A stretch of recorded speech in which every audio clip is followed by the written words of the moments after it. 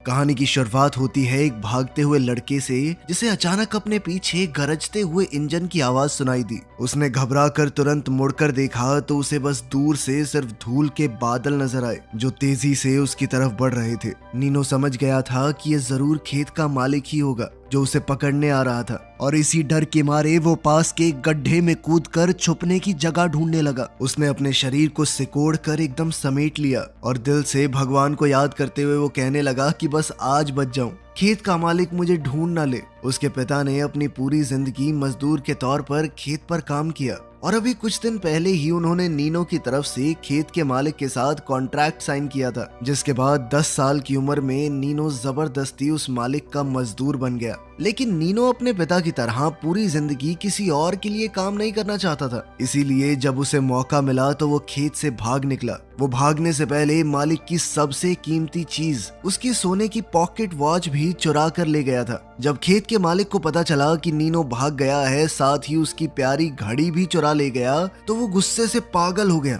और तुरंत सभी मजदूरों को इकट्ठा करके अलग अलग दिशाओं में लड़के को पकड़ने के लिए भेज दिया। उसने नीनो को पकड़ने वाले के लिए इनाम भी रखा। तब नीनो के पिता भागते हुए मालिक के पास जाकर अपने बेटे की तरफ से माफी मांगने लगे, लेकिन मालिक ने गुस्से में उसे भी डांट कर भगा दिया। इधर भागता हुआ नीनो उस बड़े से पेड़ के नीचे पहुंच गया जहां उसकी बहन काफी देर से उसका इंतजार कर रही थी। नीनो ने जल्दी से उन कपड़ों को बदला जो बहन लाई थी और फिर अपनी बहन से कहा कि मेरे पुराने कपड़े दूसरे रास्ते पर फेंक देना ताकि शिकारी कुत्तों को भटकाया जा सके। फिर अपनी बहन को अलविदा कहने के बाद नीनो फिर से भाग निकला। वो पूरी ताकत से दौड़ता रहा और एक पल के लिए भी रुकने की हिम्मत नहीं की। सिर्फ रात होने पर ही वो एक पत्थर की गुफा में जा छुपा। फिर उसने थोड़ा सा खाना खाकर अपनी थोड़ी ताकत जमा की और फिर पूरी रात थोड़ा डरते हुए गुजारी।